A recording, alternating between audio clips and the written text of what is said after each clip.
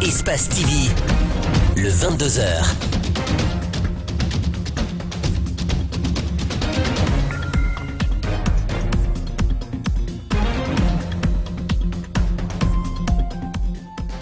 Nous sommes mardi 27 août 2019. Bonsoir à toutes, bonsoir à tous. Bienvenue dans le 22h.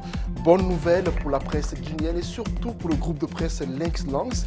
Le contrôle judiciaire contre le doyen Thierno Souleymane Diallo a été levé ce mardi au lendemain du sit-in organisé par les journalistes devant la HAC. Le cas du journaliste Aboubakr n'est pas clarifié pour l'instant.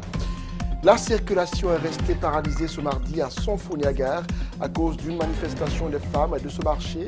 Sorties en grand nombre, elles ont bloqué la circulation pour protester contre le remplacement de leur administratrice. Dans la rubrique Focus, on va s'intéresser au calvaire des usagers de la nationale numéro 1 à partir du pont de Kaka d'Ankoya. La circulation est depuis quelques jours paralysée et depuis hier, le trafic est bloqué pour cause de travaux. Calisso vous fera vivre les réalités du terrain. Ce sera à la fin de ce journal. C'est tout pour les titres.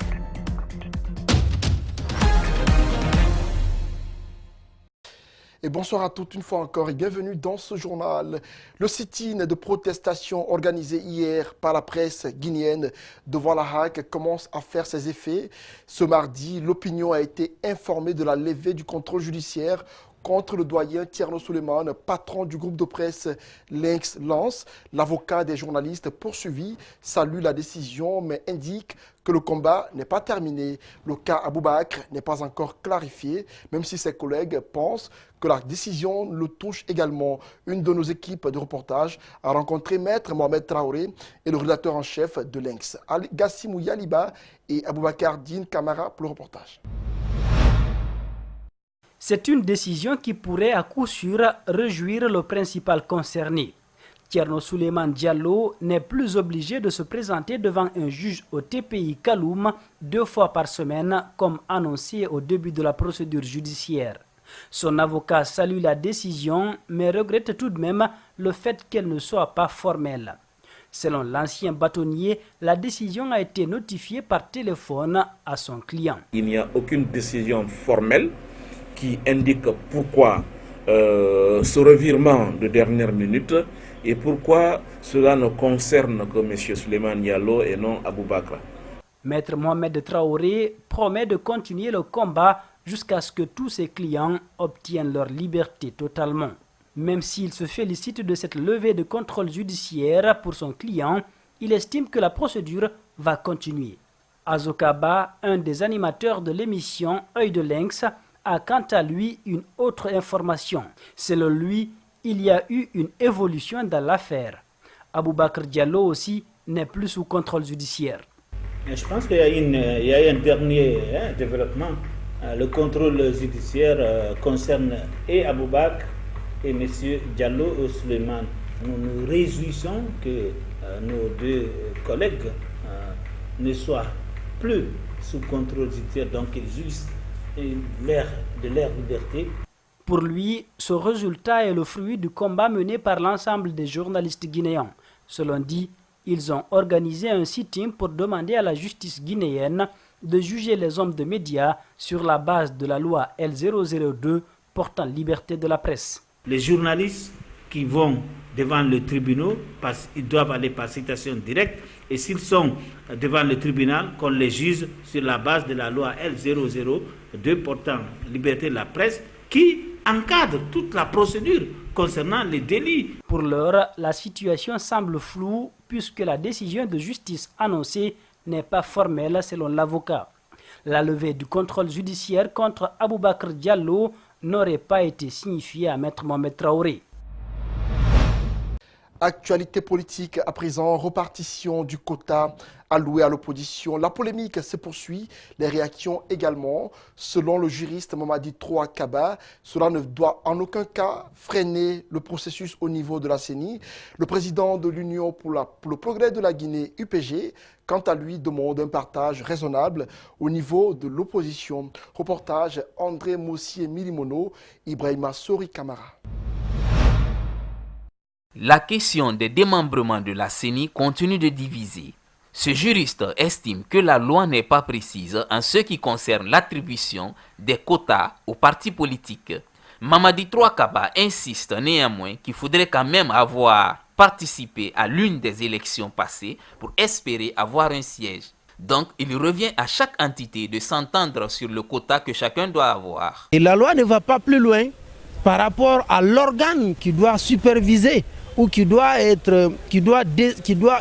prendre la décision quant au quota à accorder à chaque parti politique. Maintenant, qui doit procéder à la désignation des démembrements?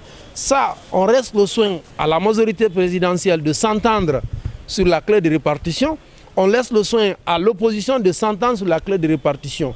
Cette mésentente au sein de l'opposition n'aura-t-elle pas de répercussions lorsque le processus d'installation sera entamé par l'instance dirigeante des élections? Le juriste répond. Si les partis politiques de l'opposition n'arrivent pas à désigner leurs représentants dans le démembrement, c'est un processus. C'est la même règle qui s'applique au niveau de la CENI centrale. Certains partis politiques comme l'UPG ne contestent rien, mais pensent que les partis qui détiennent les quotas les plus élevés devraient penser aux autres partis pour éviter tout malentendu au sein de l'opposition guinéenne. Dans le cadre de la loi, nous acceptons ces résultats. L'UFDG, en tant que parti respectueux des lois, devait faire une concession pour ne serait-ce qu'accomplir cette mission qui consiste au moins à donner aux autres pour qu'il y ait la représentativité des partis dans chaque circonscription. Jusque-là, aucun consensus entre les opposants au régime d'Alpha Condé. Certains, comme l'UFD de Badiko, menacent même de saisir la justice pour être rétablis dans leurs droits. La CENI poursuit sa mission d'information dans les communes pour l'installation de ses démembrements. Ce mardi à Ratoma, il était question d'échanger avec les responsables des conseils de quartier et les membres du conseil communal autour des conditions de leur installation et du rôle que ces démembrements auront à jouer. Le compte-rendu de cette première journée d'installation, c'est avec Ali Badara Kamara et Alseni Kamara. Les assistants techniques de la CENI en discussion avec les chefs de quartier de Ratoma. Les échanges portent essentiellement sur le processus de composition et d'installation de la prochaine commission communale électorale de la circonscription. Effectivement, la présence de notre mission au niveau de la commune, c'est le début de tout un processus. Mais particulièrement pour cette mission, nous sommes là pour installer la commission électorale communale indépendante qui est le démembrement de la CENI au sein de cette circonscription. Comme vous le voyez, nous commençons par la rencontre des autorités pour leur signifier notre présence au sein de la circonscription. Après ça, nous allons essayer de faire un CIP, un comité interparti qui regroupe l'ensemble de toutes les parties prenantes. Le maire de la commune de Ratoma se dit prêt à accompagner la mission de la CENI dans le cadre de la mise en place du démembrement de Ratoma. Ce travail, je crois que ça s'est bien passé. On a eu le temps de bien expliquer non seulement aux conseillers que nous avons, mais également à l'ensemble de nos chefs de quartier que nous avons également. C'est un travail technique et je pense que nous allons nous mettre à leur disposition. Ils vont nous dire ce que nous devons faire et nous, on va se mettre à leur disposition dans un premier temps pour essayer de faire le travail qu'il faut faire. La circonscription électorale de Ratoma compte 34 quartiers. Leurs responsables disent avoir bien reçu le message de l'institution en charge d'organiser les élections. Ils se préparent à jouer leur rôle à la base. Quant à nos chefs de quartier, il nous appartient de jouer notre rôle qui nous sera demandé par le démembrement de la CENI au niveau de la commune de Ratoma qui est la CECI. Ce sont nos collaborateurs directs avec les représentants de la CENI, parallèlement avec ceux de la CECI. Je crois que le travail va bien se faire. Désormais, avec la nouvelle loi de la CENI, chaque quartier aura son représentant dans le processus électoral en lieu et place d'un représentant pour 2 quartiers. Dans la commune de Matoto, la même opération a eu lieu avec le comité interparti local.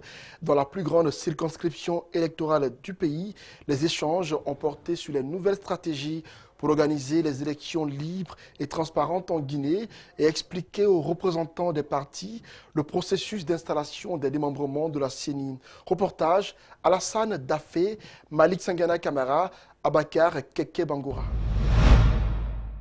La Commission électorale nationale indépendante multiplie ses efforts pour organiser des élections législatives libres et transparentes en Guinée. C'est pourquoi elle a initié cette série de rencontres appelées Comité interparti local CIP dans les communes. Les échanges portent sur les articles 22 et 23 de la loi sur la CENI. Un seul membre qui viendrait de l'administration, mais au niveau de la société civile, il y aurait une ou deux personnes selon que le nombre de membres de démembrement trouvé est pair ou impair. Si le nombre de membres de démembrement est pair, il n'y aura qu'un seul représentant de la société civile. Pour apporter une lumière sur le mode de répartition des quotas accordés aux structures politiques, David Camara répond. La société civile, la deuxième composante, c'est l'administration. La troisième composante, c'est les partis politiques composant la mouvance présidentielle. La quatrième composante, c'est les partis politiques composant l'opposition. Conscient des discordes au sein des partis de l'opposition, notre interlocuteur s'est voulu un peu plus clair. Les différends qui existent au sein des partis politiques ne nous concernent pas. Quand un groupe de partis politiques n'est pas prêt, nous ne l'attendons pas. Nous installons les démembrements. Quand ils seront prêts, ils vont nous rejoindre. Ils vont prendre le train en marche. Pour le cas particulier de la commune de Matoto, qui est souvent source de discorde après les élections, la CENI veut changer la donne. De réguler définitivement cette question. Comment le faire? Il faut faire en sorte de réunir autour de la table tous les acteurs, les expliquer l'évolution du processus électoral. Cette mission de supervision et formation des membres des démembrements à Conakry et à l'intérieur du pays va se poursuivre jusqu'au 9 septembre prochain. Autre facette de l'actualité, un éboulement survenu récemment près du pont Kaka à Koya a causé d'énormes dommages sur la circulation sur la route nationale numéro 1. Cela s'est produit à un endroit très accidenté. C'est ce qui a provoqué la paralysie de la circulation selon des cadres du ministère des Travaux publics. Des milliers de véhicules stationnés de part et d'autre, passagers et marchandises à bord, attendent leur tour pour pouvoir passer. Une entreprise chinoise est déployée sur place pour réparer et agrandir la route. Moustapha Naïté s'est rendu sur les lieux le dimanche dernier. Mamadou Kalisso, Abou Koria Kourma était sur ses pas. L'éboulement a eu lieu à deux endroits différents, à un intervalle d'une centaine de mètres, suite à de fortes pluies enregistrées dans la localité. Conséquence, une partie de la chaussée a été endommagée, paralysant la circulation. Des milliers de véhicules stationnés de part et d'autre, transportant des passagers et marchandises. Moustapha Naïté dit comprendre leur souffrance. Il sollicite leur indulgence. Les mesures idoines sont prises pour justement non seulement sécuriser là où la terre a glissé au niveau de la montagne, mais aussi pour sécuriser la fondation pour permettre aux véhicules de passer. Donc nous allons demander l'indulgence des populations, surtout des usagers de la route, d'accepter de réduire peut-être leur déplacement, sauf en cas de force majeure où les populations doivent se déplacer. En ce moment, nous aurons une plage horaire qui sera définie, donc qui va être de 8h jusqu'à 18h pour permettre qu'il y ait un minimum de trafic.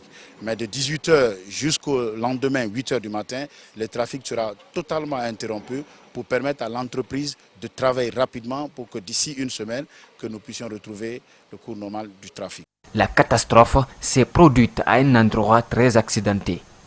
L'entreprise CRBC, qui a le contrat de reconstruction de la route Koya-Dabola, dépêchée sur les lieux, a dû dévier le lit du marigot pour pouvoir intervenir.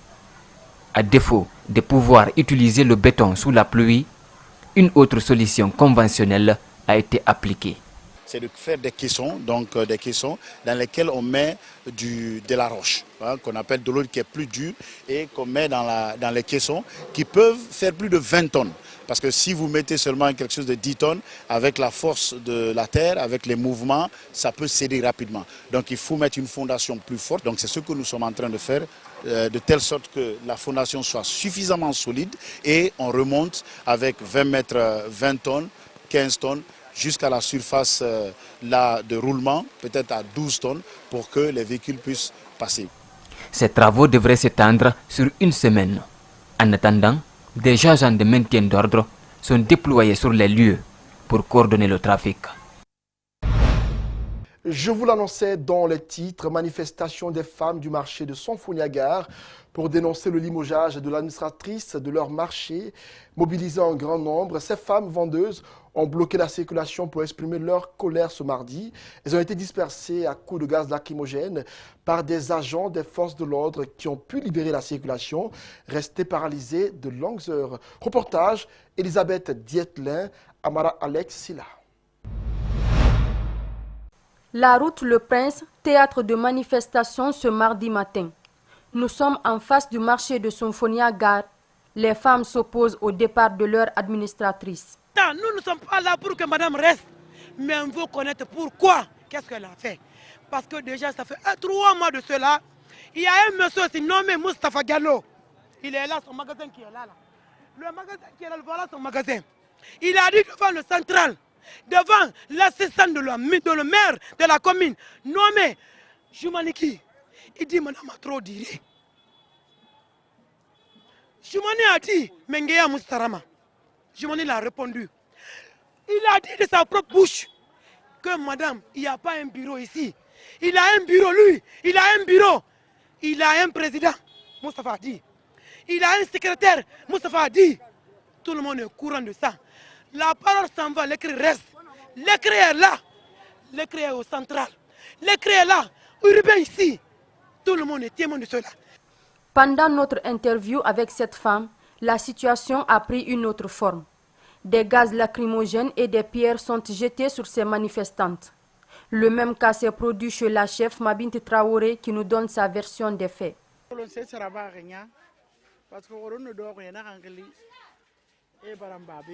Je ne sais pas ce qui s'est passé. Hier, on m'a appelé pour me dire qu'on m'a limogé. Il avait appelé mon frère, le chef de quartier. Ce dernier m'a informé. Après, j'ai demandé à mon comptable d'aller vérifier et effectivement, c'était ça. Ceux avec qui je travaillais, je les ai informés. C'est cette rumeur qui a circulé et les femmes sont sorties. Le commissaire est venu me demander de dire aux femmes d'abandonner. Je lui ai dit que je n'ai pas demandé aux femmes de sortir. Elles jouent leur rôle. C'est comme ça qu'il a demandé qu'on me jette des gaz lacrymogènes. Et moi, je suis malade du diabète. C'est ce gaz lacrymogène qu'ils ont jeté ici et dans ma chambre. Selon El Hadj Faya Touré, 4e vice-maire de la commune de Ratoma, cette situation sera résolue auprès du maire. Après ce communiqué, la circulation a repris. Mais les protestataires pourraient se faire entendre dans les prochains jours si la responsable du marché venait à être remplacée. Économie, monnaie guinéenne, les petites coupures se font de plus en plus rares et cela a un impact sérieux sur les transactions. Les commerçants guinéens peinent régulièrement à rendre la monnaie à leurs clients en raison du manque de pièces et de petits billets dans le pays. Parfois source de disputes entre chauffeurs, marchands et certains citoyens, la situation inquiète. Antoinette Dédé Onivogui a interrogé quelques citoyens. On suit son reportage. Les petites coupures de francs guinéens se font de plus en plus rares dans la capitale Conakry. Parfois source d'incompréhension entre chauffeurs et usagers, ce phénomène bat son plein. Comme Youssouf Touré, ils sont nombreux dans la circulation qui sont confrontés aux mêmes difficultés. Et en découpant les tronçons, en plus de ça, ils disent qu'ils n'ont pas de monnaie au fait. Ici, ça trouve que tu as 5 000 ou 10 000, tu montes ou bien tu lui montres, il te dit non, il n'a pas de monnaie, il ne te prend pas. Et là, tu es obligé d'attendre, de galérer au carrefour et tout, pour des heures et des heures. Même constat dans plusieurs marchés de la capitale. Ici, à Matoto par exemple, cette dame vit de véritables difficultés. Si tu n'as pas de monnaie, tu ne peux plus vendre ici. Il y a des clients qui ont 10 000 et qui veulent une marchandise de 1000 francs. À cause de ça, je n'ai même pas vendu 20 000 depuis ce matin. Ils n'ont qu'à nous aider pour les petites coupures.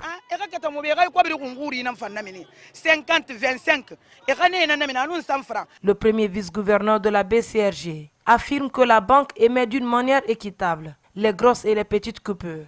Cette rareté pourrait s'expliquer par le fait que les banques commerciales payent les fonctionnaires via les distributeurs qui ne disposent que de grosses coupures.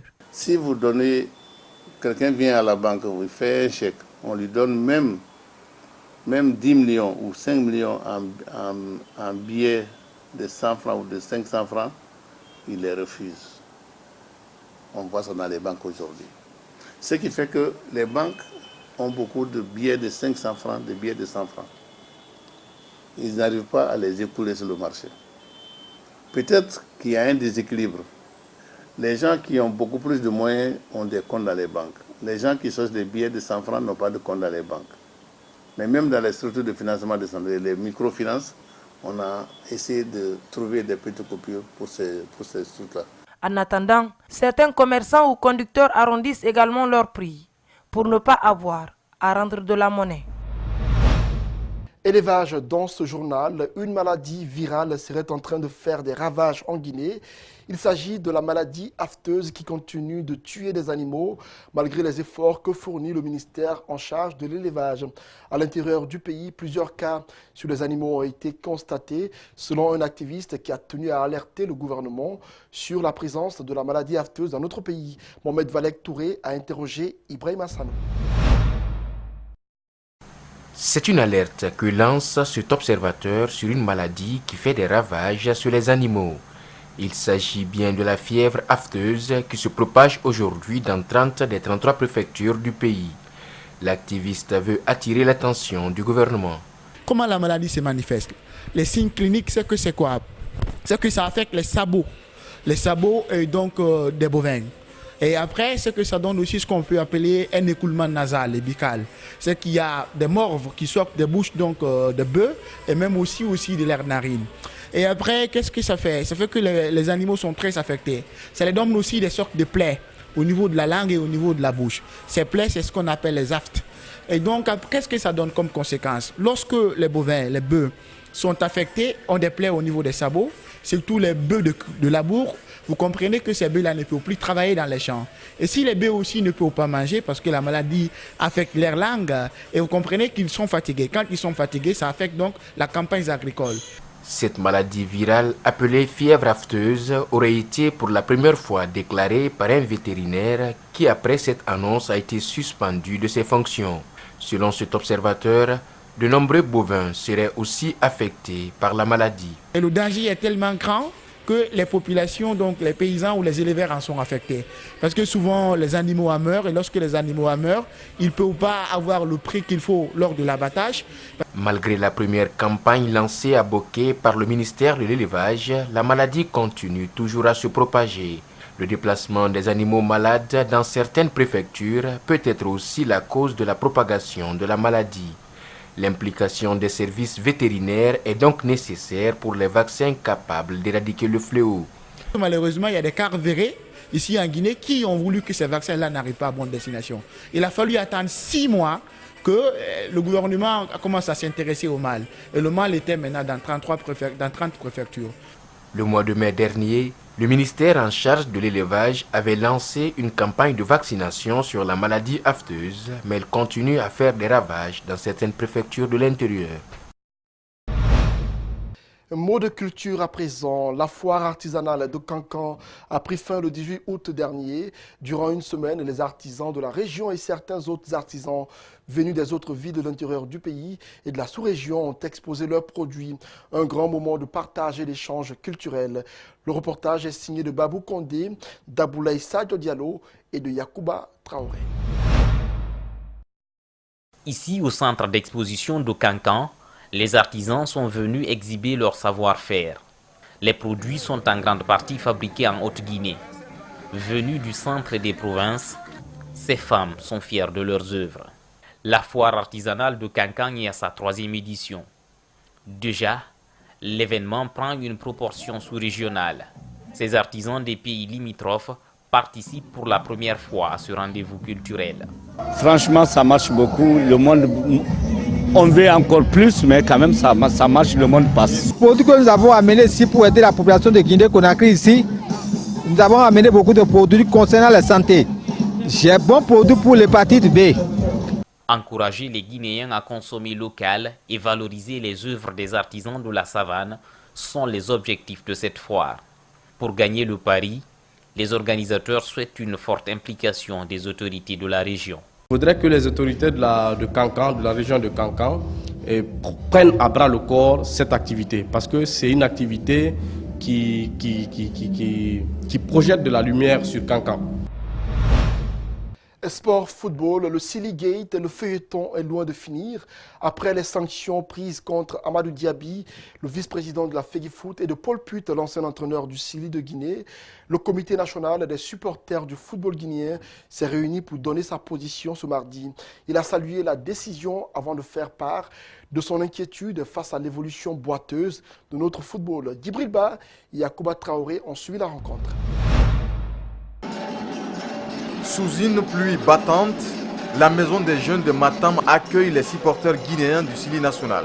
Eux aussi veulent se faire entendre un mois après la CAN en Égypte qui a vu l'échec cuisant de l'équipe nationale. Ces sanctions prononcées contre les deux prédateurs que sont Amadou Diaby et Paul Put, que l'ancien vice-président est allé voir en Nairobi pour conclure ce deal qui les rattrape, auront pour effet immédiat de dissuader dorénavant toutes celles et tous ceux qui seront tentés par le diabolique esprit de venir se servir contre le développement du football guinéen. La suspension d'Amadou Diaby et de Paul Put ne les laisse pas insensibles. Ils dénoncent la corruption à tous les niveaux de l'instance dirigeante du football et exhortent la commission d'éthique à œuvrer pour l'évolution de cette discipline. Il est important de savoir que le Belge menace de saisir le tribunal arbitral des sports TAS pour se faire encore payer des centaines de milliers d'euros sur le dos du contribuable guinéen. Les supporters ont du mal aussi à se remettre de la disqualification des U17. Ils se disent fortement outrés. Nous demandons à la famille sportive, aux dirigeants, au club, de pouvoir entretenir encore les enfants, car le chemin est long. Il n'est jamais tard de bien faire. Donc, les sensibiliser, les encourager, les encadrer pour que davantage reprendre des efforts. Parce que nous, on a honte quand on bat notre équipe. Et puis, vous avez vu comment l'équipe est sortie. Heureusement que le peuple de Guinée a accepté notre pardon. Mais on ne veut plus que ça se répète. Donc c'est le bon moment qu'on s'est levé, qu'on se lève là, pour que ça s'arrête. Amadou Diaby et Paul Put écopent respectivement une suspension de 7 ans et à vie et une amende de 25 000 et 100 000 $.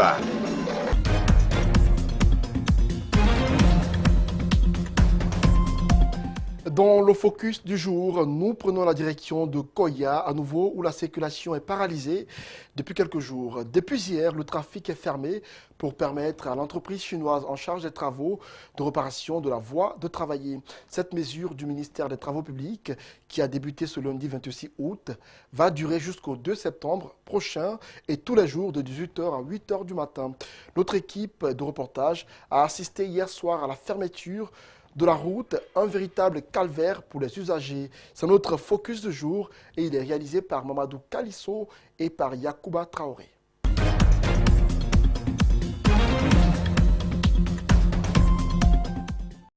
Le tronçon Koya Centre-Kouria, symbole de la souffrance des usagers depuis près d'une semaine.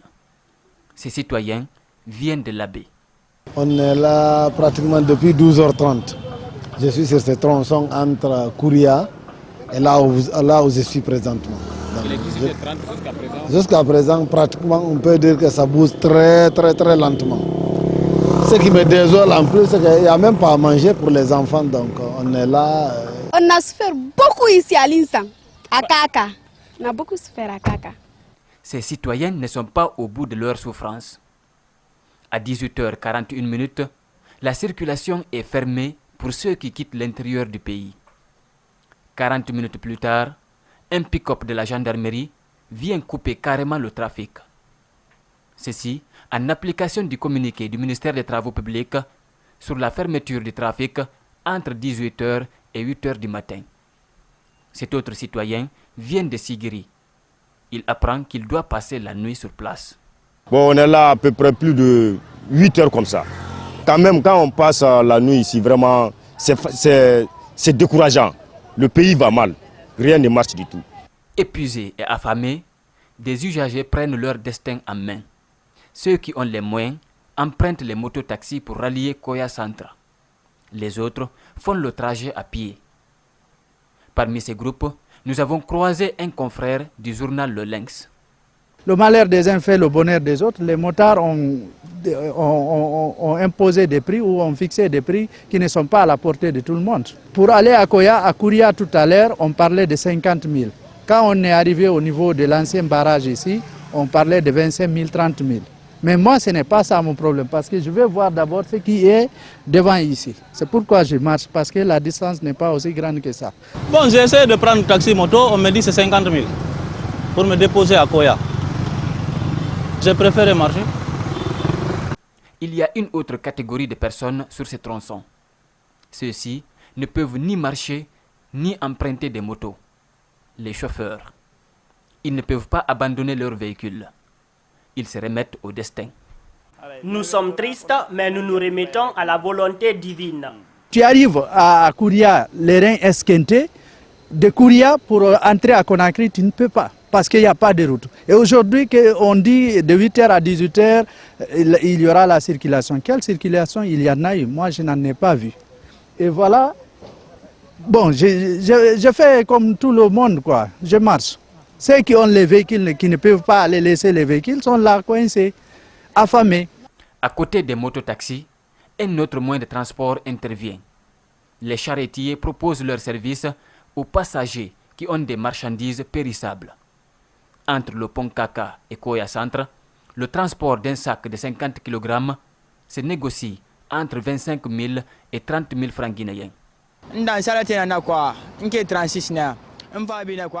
Je suis charretier. Je viens de kilomètre 36. C'est nos clientes qui nous ont fait appel. Elles souffrent ici. Elles détiennent des denrées périssables comme la tomate. À